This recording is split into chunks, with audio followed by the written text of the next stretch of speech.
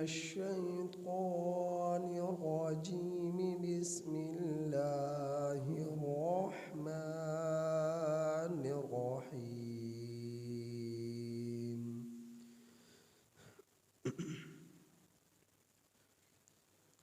ألم تر إلى الذين أوتوا نصيبا من الكتاب يؤمنون بالجبت والطاغوت ويقولون للذين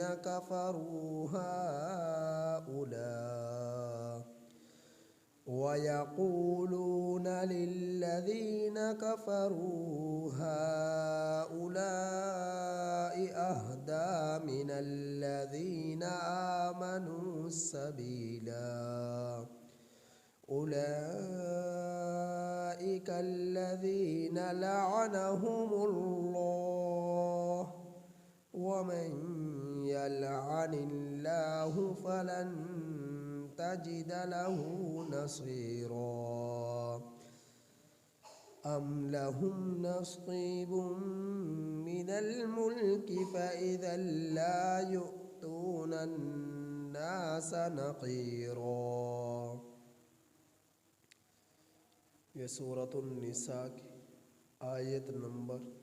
51 تا 53 آپ احباب کے سامنے تلاوت۔ ان آیات کریمہ کا ترجمہ یہ ہے، علم تارہ، کیا تو نے نہیں دیکھا، الی الذین، ان لوگوں کی طرف، اوتو، جنہیں دیا گیا، نصیبا، ایک حصہ، من الکتاب، کتاب سے۔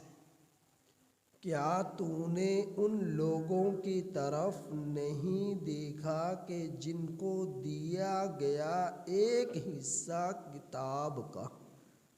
یؤمنون بالجبت، وہ لوگ ایمان لاتے ہیں جبت پر، والطاغوت، وہ لوگ ایمان لاتے ہیں طاغوت پر، یؤمنون بالجبت والطاغوت،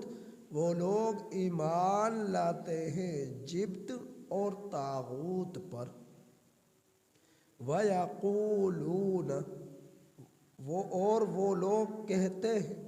لِلَّذِينَ، ان لوگوں کو، کفروا، جنہوں نے کفر کیا، ہؤلاء اہدی، یہ لوگ زیادہ ہدایت یافتہ ہیں، من الذین، ان لوگوں میں سے، آمنوا سبیلا، جو ایمان لائے، سبیلا، راستے کے اعتبار سے۔ اور وہ لوگ کہتے ہیں ان لوگوں کو جنہوں نے کفر کیا، ہؤلاء اہدی، یہ لوگ زیادہ ہدایت یافتہ ہیں ان لوگوں سے جو ایمان لائے راستے کے اعتبار سے۔ اولئک الذین، یہی لوگ ہیں کہ جن پر لعنہم اللہ، کہ جن لوگوں پر اللہ نے لعنت کی، ومن یلعن اللہ،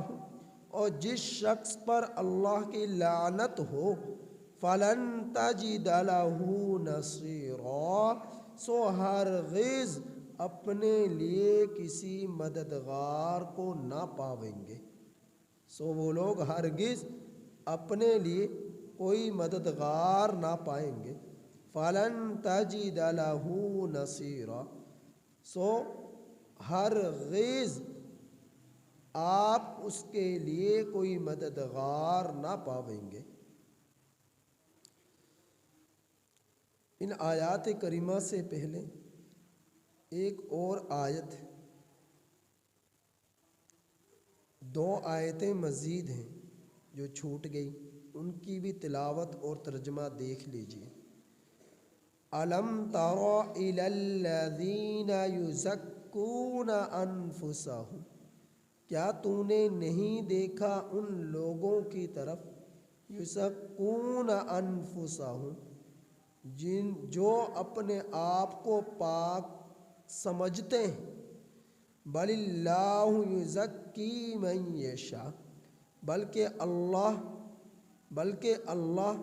زیادہ پاکیزہ کرتا ہے، بلکہ اللہ ہی پاکیزہ کرتا ہے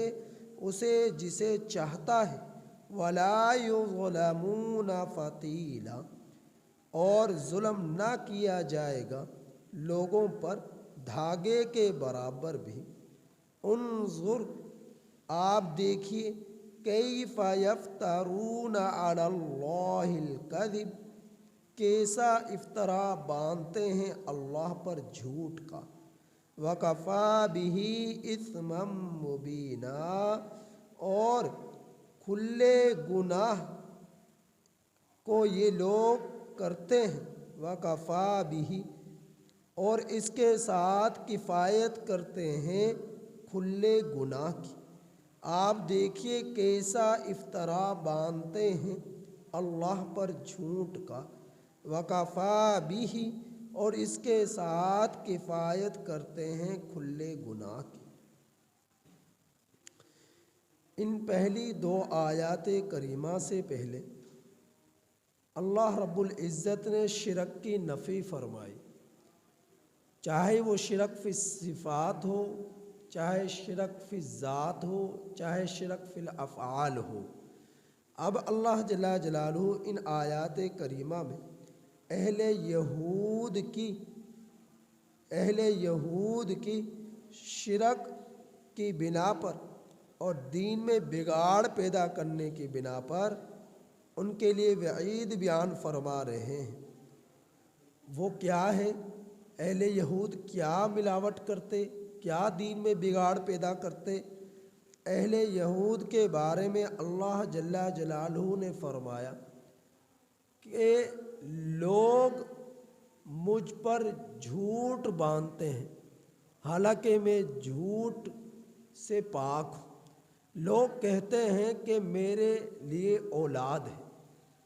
حالانکہ اولاد کی میرے لیے نسبت کرنا مجھ پر بہتان باندھنا ہے۔ اور لوگ جو ہے تکذیب کرتے ہیں۔ تکذیب کس طرح کرتے ہیں؟ کہ لوگ قیامت کا انکار کرتے ہیں حالانکہ قیامت برحق ہے، سچی ہے۔ تو اہل یہود میں سے اللہ رب العزت کے لیے اہل یہود نے کہا حضرت عزیر علیہ السلام کے بارے میں کہ یہ اللہ کے بیٹے ہیں، تو اللہ تعالیٰ نے اس کی تکذیب کی کہ میں اولاد سے پاک ہوں۔ اہل نصارہ نے بھی بیٹے کی نسبت، اولاد کی نسبت اللہ جل جلالہ کی طرف کی۔ اللہ تعالیٰ نے اس کے بارے میں بھی کہا کہ یہ لوگ جھوٹ باندھتے ہیں۔ تو اللہ تعالیٰ کی نہ اولاد ہے، نہ والدین ہے، اور نہ ہی دادا ہے، نہ دادی ہے، نہ نانا ہے، نہ نانی ہے، نہ بھائی ہے، نہ بہن ہے۔ اللہ رب العزت اولاد سے پاک ہے، وہ اکیلا ہے، یکتا ہے۔ اور سورہ اخلاص میں اللہ جل جلالہ نے اس کی وضاحت بیان فرما دی، قل هو اللہ احد اللہ الصمد لم یلد ولم یولد ولم یکن لہ کفوا احد۔ تو یہ لوگ پاکیزہ نہیں ہو سکتے جو اللہ پر جھوٹ باندھتے ہیں۔ اللہ تعالیٰ جسے چاہتے ہیں اسے سنوارتے ہیں، پاکیزگی بخشتے ہیں، اور جسے پاکیزگی بخشتے ہیں وہ اللہ تعالیٰ کے ساتھ نہ کسی کو شریک ٹھہراتے ہیں، نہ ہی اولاد کو منسوب کرتے ہیں، اور نہ ہی اللہ پر جھوٹ باندھتے ہیں۔ تو اللہ تعالیٰ فرما رہے ہیں کہ جسے میں چاہتا ہوں پاک کرتا ہوں، سنوارتا ہوں، اور لوگوں پر دھاگے کے برابر بھی ظلم کل قیامت کے دن نہیں کیا جاوے گا۔ فتیلہ کا لفظ آیا قرآن کریم میں، 3 طرح کے لفظ استعمال ہوئے، فتیلہ، نقیرہ، قطمیر۔ فتیلہ، نقیر، قطمیر۔ فتیلہ کہتے ہیں کھجور کی گٹھلی کی نالی میں اس کے خشک ہو جانے کے بعد جو دھاگا سا رہتا ہے اس کے لیے لفظ فتیل کا استعمال ہوتا ہے، اس کو فتیلہ کہتے ہیں۔ کھجور کی گٹھلی جسے آپ نے جو ہے کھجور کھا لینے کے بعد گٹھلی نکلی، اور گٹھلی کے خشک ہو جانے کے بعد کھجور کی جو نالی ہے، وہ گٹھلی کی جو نالی ہے اس میں جو دھاگا سا نکلتا ہے، آپ کبھی غور کیجئے گا، اس دھاگے کو فتیل کہا جاتا ہے۔ اور پھر اسی گٹھلی میں ایک نقطہ سا ہوتا ہے، نقطہ غور سے دیکھیں گے، اس نقطے کے نقطہ سا ہوتا ہے، کالا سا نشان ہوتا ہے، بالکل معمولی سا چھوٹا سا، کہ اس گٹھلی کو جب لگاتے ہیں اسی نقطے سے کھجور کی پیداوار ہوتی ہے، کھجور کے پودا نکلتا ہے اس نقطے سے۔ اس کے لیے لفظ عربی میں نقیر استعمال ہوتا ہے اس نقطے کے لیے۔ اور کھجور کے جو گٹھلی ہے اس کے اوپر جو چھلکا ہوتا ہے، گٹھلی کے اوپر چھلکا چڑھا ہوتا ہے پوری گٹھلی پر، باریک سا، انتہائی زیادہ باریک، اس کو کتمیر کہا جاتا ہے۔ اس باریک سے جھلی کو جو کھجور کو اوپر چڑھی ہوتی ہے اس کا ایک لباس ہوتا ہے جو چڑھا ہوا ہوتا ہے، باریک سا، جالی دار سا، تو اس کے لیے لفظ کتمیر استعمال ہوتا ہے۔ تو اللہ رب العزت فرما رہے ہیں وَلَا يُظْلَمُونَ فَتِيلًا، کل قیامت کے دن دھاگے کے برابر بھی ظلم نہیں کیا جائے گا، کسی پر ظلم نہیں ہوگا۔ دھاگا فتیل کیا وہ سمجھا دیا، گٹھلی کی نالی میں جو ایک دھاگا نکلتا ہے انتہائی باریک ہوتا ہے، بہت چھوٹا ہوتا ہے۔ تو عربی لوگ جب کسی چیز کی قلت بیان کرتے ہیں تو وہ لوگ کسی چیز کی قلت بیان کرنے کے لیے، کمی بیان کرنے کے لیے فتیل، نقیر، قطمیر کے لفظ استعمال کرتے ہیں۔ فتیل، نقیر، قطمیر کے الفاظ عربی لوگ استعمال کرتے ہیں۔ تو اللہ تعالیٰ فرما رہے ہیں میں کل قیامت کے دن کسی پر ایک دھاگے کے برابر بھی ظلم نہیں کروں گا، نقطے کے برابر بھی ظلم نہیں کیا جائے گا۔ کھجور کو اوپر جتنا پردہ ہوتا ہے، جو کپڑا اس کا لباس ہوتا ہے گٹھلی کے اوپر، اس جتنا بھی کسی پر ظلم نہیں کیا جائے گا۔ تو لباس بھی بڑی چیز ہے، اور وہ دھاگا جو اندر ہے وہ بھی اس لباس سے چھوٹی چیز ہے، اس سے بھی چھوٹی چیز وہ نقطہ ہے جس سے پیداوار ہوتی ہے اس کی کھجور کے درخت کی، پودے کی، تو وہ نقطہ اس سے بھی چھوٹا ہے۔ تو اللہ تعالیٰ نے تینوں طرح کے لفظ استعمال کیے کہ تمہارے لیے کھجور کی گٹھلی پہ جو پردہ ہوتا ہے اس پردہ جتنا بھی ظلم نہ کیا جائے گا۔ تمہارے اوپر کل قیامت کے دن جو کھجور کی نالی میں ایک دھاگا ہوتا ہے باریک سا، اتنا بھی ظلم نہ کیا جائے گا۔ تمہارے اوپر جو کھجور کے دھاگے سے بھی چھوٹا جو نقطہ ہوتا ہے، اتنا بھی کل قیامت کے دن تم لوگوں پر ظلم نہیں کیا جائے گا۔ اللہ تعالیٰ یہ فرما رہے۔ تو اللہ رب العزت جسے چاہتے ہیں پاکیزگی عطا فرماتے ہیں، سنوارتے ہیں، اور وہ توحید کا پرستار ہوتا ہے، اللہ کے مان کر زندگی گزارتا ہے۔ تو اللہ تعالیٰ فرما رہے انظر، آپ دیکھیے، کیف یفترون علی اللہ الکذب، کیسا افطرا باندھتے ہیں اللہ پر جھوٹ کا، کہ اللہ کے ساتھ اولاد کو منسوب کرتے ہیں جبکہ اللہ اولاد سے پاک ہے، کہ اللہ تعالیٰ کے قیامت جو برحق ہے اس کا انکار کرتے ہیں جبکہ قیامت برحق ہے۔ کیا آخرت کا انکار کرتے ہیں جبکہ آخرت برحق ہے، جنت برحق ہے، جہنم برحق ہے، موت کے بعد کی زندگی برحق ہے، حساب کتاب، حشر نشر برحق ہے، پرصراط مقام محمود، حوض کوثر برحق ہے۔ یہ تمام کے تمام قیامت کے موت کے بعد، قیامت کے بعد پیش آنے والے احوال جو ہے ہر ایک کے لیے برحق ہے۔ آنکھیں بند ہونے کی دیر ہے، آخرت کے پردے آنکھوں سے ہٹ جائیں گے۔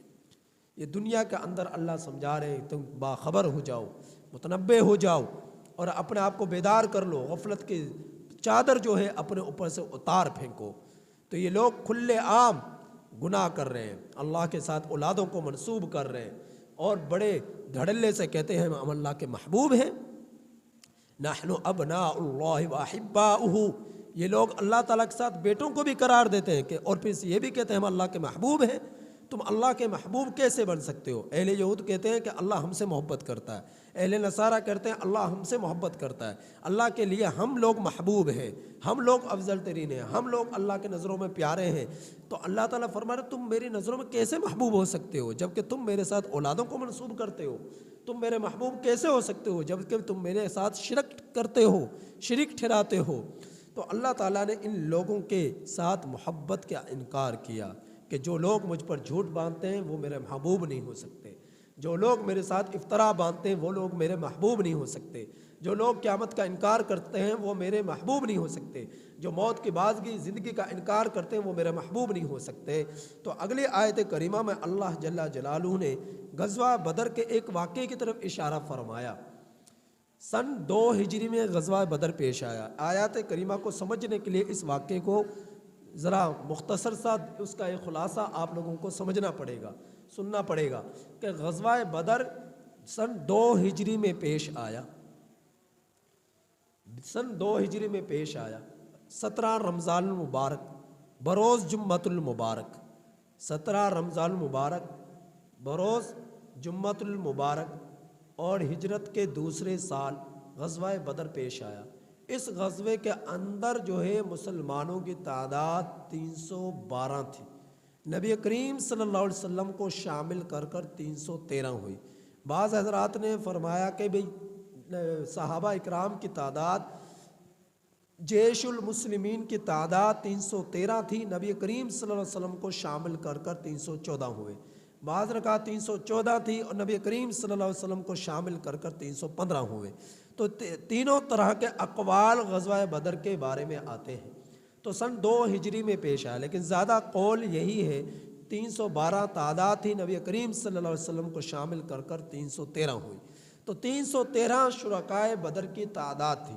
سن 2 ہجری میں پیش آیا۔ اور بے سر و سامانی کا عالم یہ تھا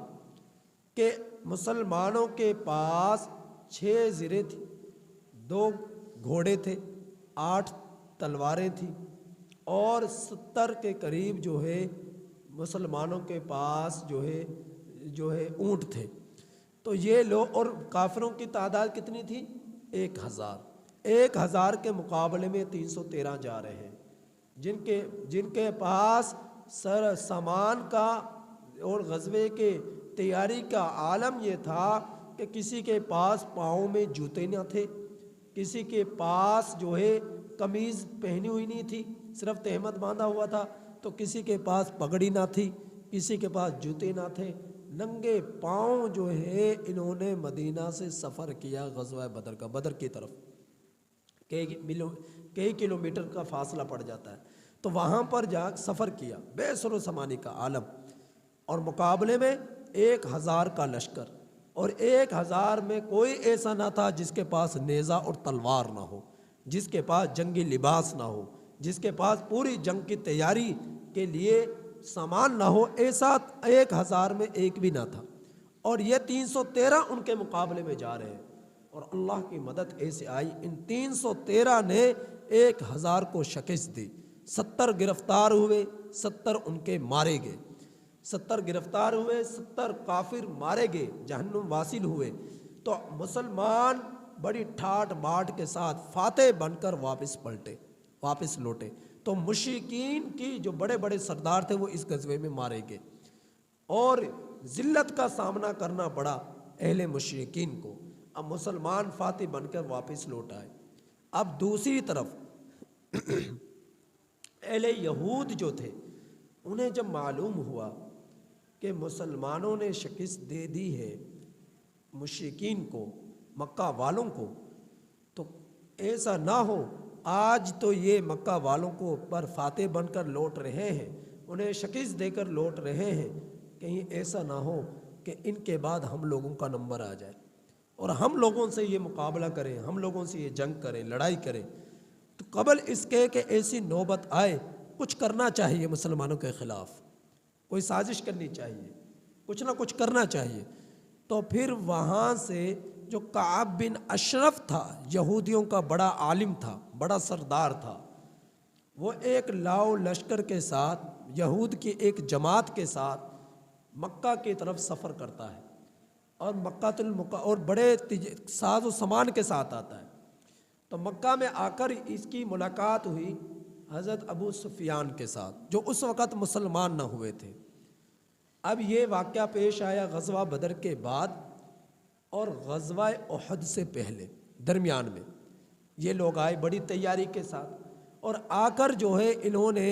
جو مشرکین کے اس وقت جو بڑے سردار تھے، جس کی بڑی ٹھاٹ باٹ تھی، بڑا روب اور دبدبا تھا اہل مشرکین پر، وہ تھے حضرت ابو سفیان رضی اللہ عنہ، اس وقت جو مسلمان نہ ہوئے تھے۔ تو ان کے پاس آئے اور آ کر ملاقات کی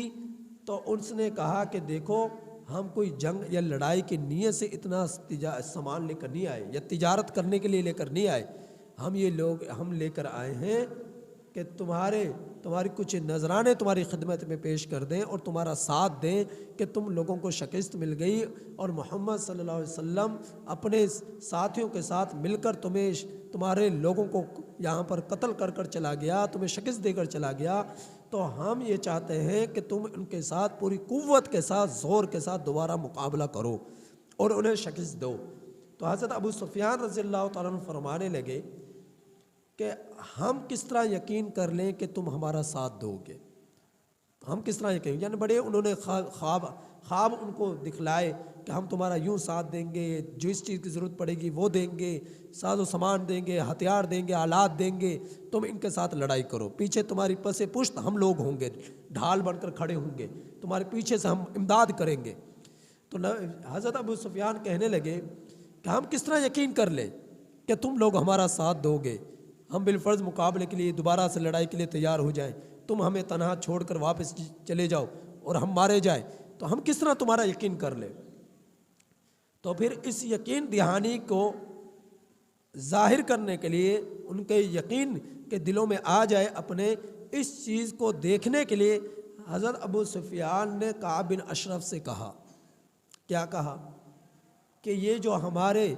پہلے تم یہ بتاؤ کہ ہمارا دین سچا ہے یا محمد صلی اللہ علیہ وسلم کا دین سچا ہے۔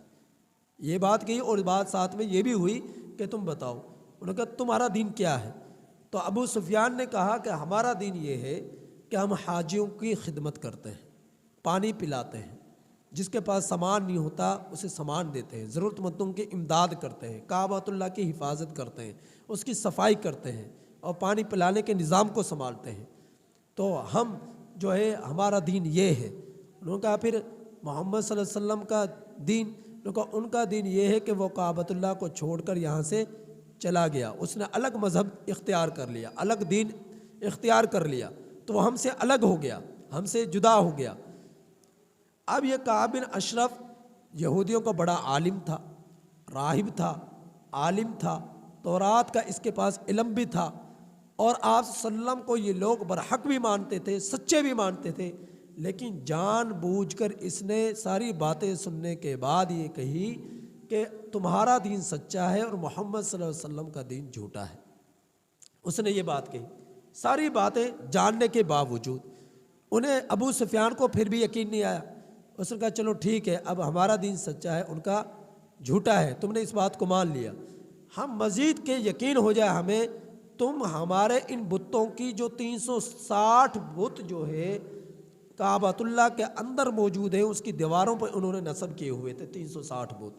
ان میں حضرت ابراہیم علیہ السلام کا بت انہوں نے نصب کیا، بنا کر بت نصب کیا ہوا تھا، حضرت مریم علیہ السلام کا، حضرت عیسیٰ علیہ السلام کا، حضرت اسماعیل علیہ السلام کا، اور اسی طرح وہب بت تھا جو حضرت آدم علیہ السلام کے بیٹے حابیل تھا، حبل بت جو ہے حبل، وہ بھی اس کے نام کا، اس کی شکل کا بھی بت بنا کر، چہرے کا بت بنا کر انہوں نے کعبۃ اللہ کی دیواروں پر نصب کیا ہوا تھا۔ اسی طرح ایک بت جبت بت تھا اور طاغوت بت تھا، جس کا اس قرآن آیت کریمہ میں نام آئے، جبت و طاغوت، بالجبت و طاغوت، جبت بت بھی تھا اور طاغوت بت بھی تھا، اور ہر ایک بت سے وہ اپنے مرضی کے، کسی سے پانی مانگ رہے ہیں تو کسی سے بارش مانگ رہے ہیں تو کسی سے کھانا مانگ رہے ہیں، کسی سے کچھ، ہر بت سے ان کے مختلف حاجاتیں پوری ہوتی تھی، ان کے نظریے کے مطابق، ان کے عقیدے کے مطابق۔ تو ابو سفیان نے یہ کہا کہ تم لوگ کعبۃ اللہ میں جو 360 بت نصب ہیں، تم ایسا کرو جو جبت اور طاغوت بت ہے، تم ایسا کرو ان کے قسمیں کھا کر ہمیں یقین دہانی کراؤ کہ تم ہمارا ساتھ دو گے، اور ان کے سامنے سجدہ کرو، ان کے سامنے سجدہ کرو، ان کے لیے سجدہ کرو۔ تو ان بدبختوں نے، جبکہ ان کی دین کے یہ خلاف تھا، ان بتوں کے عبادت کرنا، ان کے سامنے سجدہ کرنا ان کے شریعت کے خلاف تھا، اس کے باوجود ان بدبختوں نے، احمقوں نے جبت اور طاغوت کے سامنے سجدے کیے، ان بتوں کے سامنے سجدے کیے۔ تو اپنے دین جو ان کے نظریات تھے ان کا بھی خیال نہیں کیا، اپنے دینی کے اعتبار سے جو ان کا عقائد تھے ان کا بھی خیال نہیں کیا، تو ان کے سامنے انہوں نے سجدے کیے۔ تو اللہ رب العزت اب یہاں پر اسی کے بارے میں بیان فرما رہے ہیں کہ الم تر الی الذین اوتوا، کیا آپ نے نہیں دیکھا ان لوگوں کی طرف کہ جن کو دیا گیا نصیبہ، ایک حصہ، من الکتاب، کتاب میں سے، کہ تورات ان کو ملی، اہل یہود کو تورات ان کو ملی، یؤمنون بالجبت، اس کے باوجود یہ لوگ ایمان لائے جبت پر، والطاغوت، اور طاغوت پر، ویقولون، اور یہ لوگ کہتے ہیں، للذین، ان لوگوں کو، کفروا، جنہوں نے کفر کیا، ہؤلاء اہدی، ابو سفیان اور اس کے لوگ، جو اس وقت مشرک لوگ تھے، اب حضرت ابو سفیان وغیرہ اور ان کے ساتھ دوسرے لوگ کہنے لگے کہ وہ لوگ کہتے ہیں ان لوگوں کو جنہوں نے کفر کیا کہ یہ لوگ زیادہ اہدا، ہدایت یافتہ ہیں، من الذین آمنوا سبیلا، ان لوگوں کے اعتبار سے جو ایمان لائے راستے میں، یعنی ہدایت والے راستے پر یہ کافر لوگ ہیں بانسبت ایمان والوں کے، یعنی ایمان والے یہ سچے نہیں ہیں، یہ کافر لوگ یہ سچے ہیں، یہ برحق، یہ سیدھے راستے پر ہیں۔ تو انہوں نے یہ بات کی، جب ابو سفیان سے آپس میں ان کا جو ہے مکالمہ ہوا، اس مکالمے میں انہوں نے حضرت ابو سفیان کے بارے میں کہا کہ تمہارا دین سچا ہے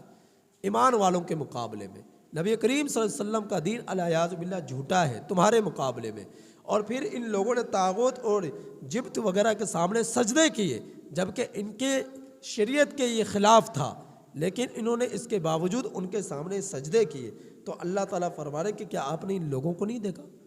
کہ اپنے دین پر بھی قائم نہ رہے، اتنے گر گئے کہ بتوں کے سامنے بھی سجدے کر رہے ہیں۔ پھر آگے فرمایا اولئک الذین لعنہم اللہ، یہی لوگ ہیں کہ اللہ نے ان پر لعنت کی، ومن یلعن اللہ، اور جس شخص پر اللہ لعنت کرے، فلن تجد لہ نصیرا، سو ہرگز آپ اس کے لیے کوئی مددگار نہ پائیں گے،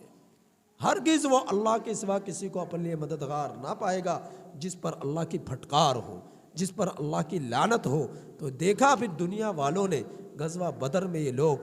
ذلت اموز جتنا شکست کھا کر رسوا اور ذلیل ہو کر واپس پلٹے، جو بچ گئے بھاگ کر واپس لوٹے، غزوہ احد میں، غزوہ خندق میں، غزوہ حنین میں، غزوہ تبوک میں، غزوہ خیبر میں، بے شمار غزوات میں ان کو شکست در شکست ان کو ملتی چلی گئی اور ذلیل ہوتے چلے گئے۔ تو اللہ تعالیٰ نے ایمان والوں کی ایمانی قوت کو دیکھا اور کافروں کے اندر چھپے ہوئے شرک کو دیکھا، کفر کو دیکھا، کہ اللہ رب العزت نے انہیں تعداد کی کثرت کے باوجود، آلات و ہتھیار اسلحہ کی کثرت کے باوجود، افرادی قوت کے باوجود،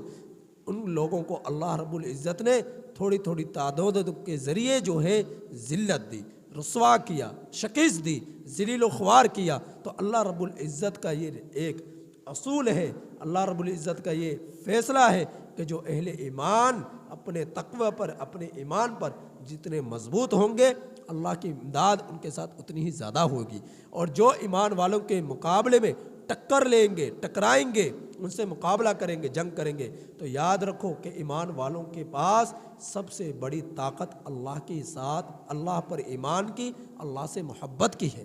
اور وہ محبت ایک ایٹم بم بن کر نکلتی ہے، اور جس کی وجہ سے مسلمان اگر مشرق میں بیٹھے ہیں تو مغرب میں باطل جو ہے لرز اٹھتا ہے۔ اللہ رب العزت نے ایسی ایمانی قوت اہل ایمان کو عطا فرمائی، تو فرمایا ام لہم نصیب من الملک، یا ان لوگوں کے لیے بادشاہت میں کوئی حصہ ہے، فَإِذَا لَا يُؤْتُونَ النَّاسَ، کہ ان لوگوں کے لیے ہو جائے بادشاہت میں کوئی حصہ، اس وجہ سے ان اہل یہود نے سجدے کیے، اس وجہ سے اہل یہود نے اللہ پر جھوٹ باندھا، اس وجہ سے اہل یہود نے اللہ رب العزت کے پیغمبر محمد صلی اللہ علیہ وسلم کے خلاف بغاوتیں کی، سازشیں کی، اور جو ہے پروپیگنڈے کیے کہ ہمیں بادشاہت میں سے کوئی حصہ مل جائے، ہمارا اقتدار باقی رہے، ہماری سلطنت باقی رہے۔ آج ان مشرکوں کو شکست مل رہی ہے، مکہ والوں کو شکست مل رہی ہے، کل کو یہ ہمارے مقابلے میں بھی آئیں گے اور ہمیں بھی شکست دیں گے، تو ہماری بادشاہتیں قائم رہ جائیں، ہماری سلطنتیں قائم رہ جائیں، ہماری قوت باقی رہ جائے۔ تو اس لیے یہ اتنے گر گئے بتوں کے سامنے سجدے کر رہے ہیں، اس وجہ سے یہ اتنے گر گئے کہ اللہ پر جھوٹ باندھ رہے ہیں، افطرا باندھ رہے ہیں۔ تو اللہ تعالیٰ فرما رہے فَإِذَا لَا يُؤْتُونَ النَّاسَ نَقِيرًا، سو جس وقت لوگ جو ہے ان لوگوں کو ایک دھاگے کے برابر بھی، نقطے کے برابر بھی ان لوگوں کو کچھ نہ دیا جائے گا۔ اگر ان کو بادشاہت مل بھی گئی، اہل مشرکین ان کو کچھ پاور عارضی طور پر مل بھی گئی، اہل یہود کو کچھ قوت عارضی طور پر مل بھی گئی، تو اللہ رب العزت ان سے چھین لیں گے، نقطے کے برابر بھی ان کو کچھ نہ دیا جائے گا۔